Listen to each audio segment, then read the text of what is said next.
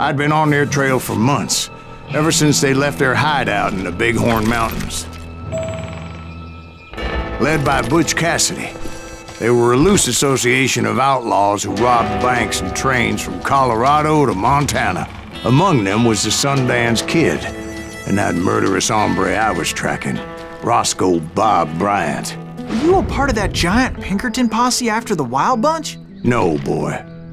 A circus like that would have slowed me down. Besides, I wanted Bryant all to myself. I'd heard about a large shipment of gold being transported to Wilcox, Wyoming on the Overland Flyer. I figured the Wild Bunch would likely hit such a treasure, and by God, I figured right.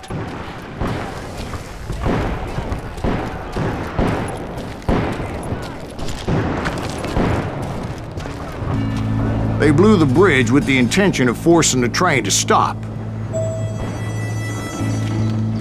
Well, I assumed the Wild Bunch was likely in the still intact part of the train high above, so I had no choice but to make my way up through the passenger cars dangling down. I was determined to make that sumbitch Bob pay for what he did to my brothers.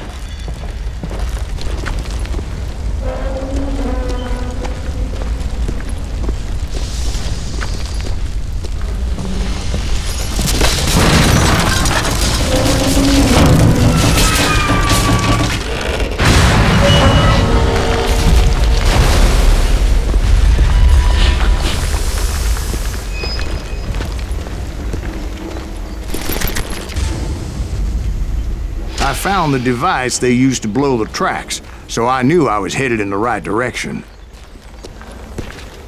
My ears are still ringing from blowing up that ridge. What'd you say? I can't hear a goddamn thing. Well, I made my way off unscathed and came upon a few members of the gang and had no choice but to dispatch them. From there, I had to negotiate an even more precarious route.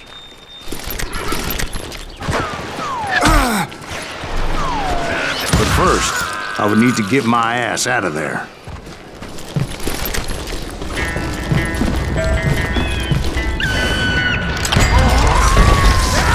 I jumped from the frying pan into the fire as the train was clearly fixing to fall.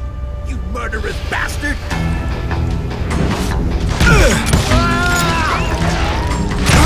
Right here! I had found the gang, but in order to find old Bob, I needed to fight my way forward past a whole passel of desperados. Outside, inside, any way I could, I made my way towards my prey. Well, what about the passengers? It was mostly a freight train, as I recall. There were no passengers aboard that day.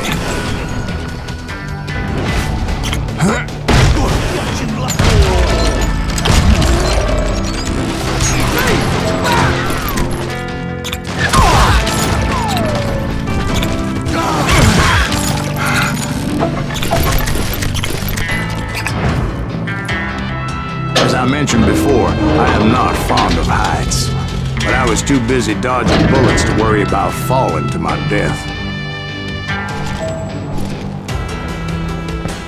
Odds were I was likely to die that day anyway, so I was determined to take down as many of those bastards as I could. You're dead!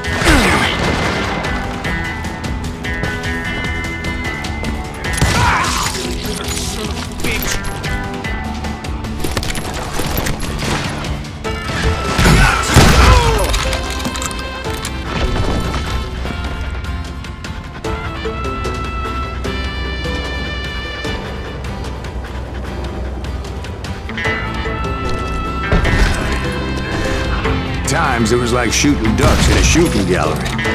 The only difference is these damn ducks shot back.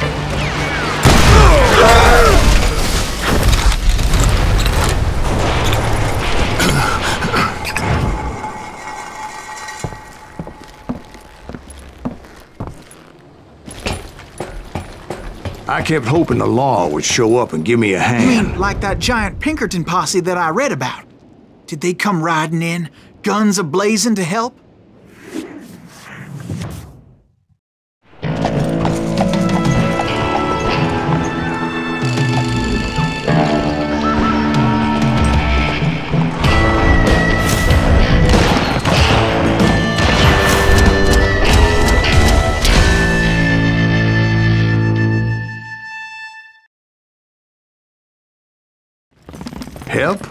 From the Pinkertons? No, son. I had to fight the Wild Bunch all by my lonesome, as usual. Who the hell is that? He's out! He's mine! Take cover! Retreat! Retreat!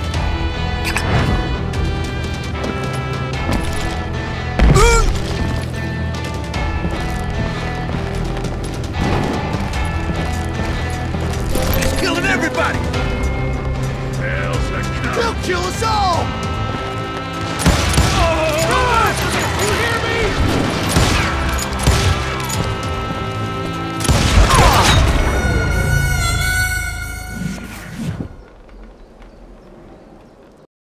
Ready to meet your maker?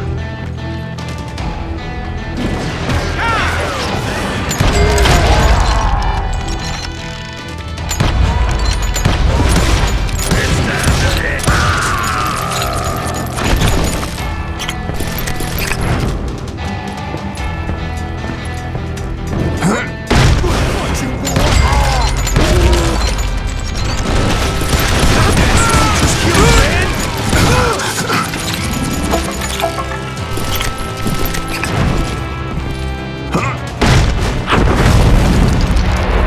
Guess is those dime novels didn't portray this as it happened, did they?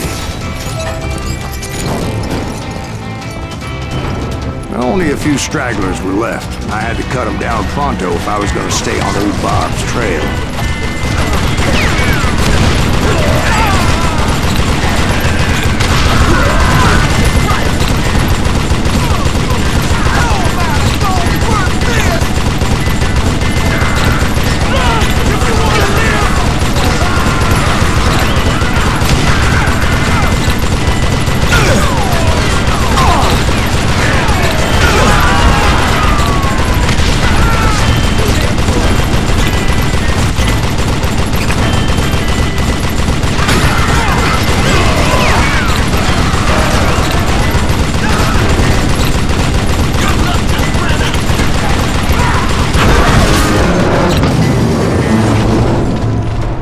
Once I silenced all those guns, I went searching for my nemesis, determined to finally have my justice. But the only survivor who welcomed me was George Flat-Nosed Curry. Who was he? The fastest gun in the gang.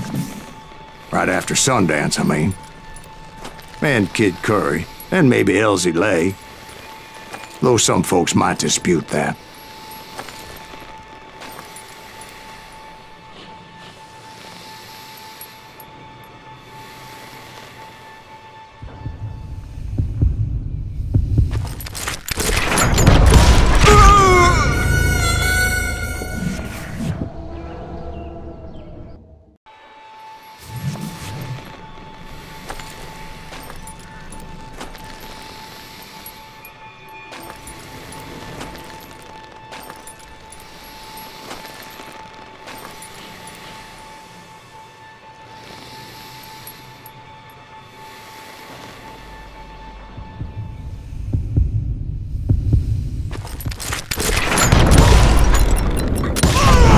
On that very same day, Butch Cassidy and the Sundance Kid decided to leave the Wild Bunch behind and decamped for South America.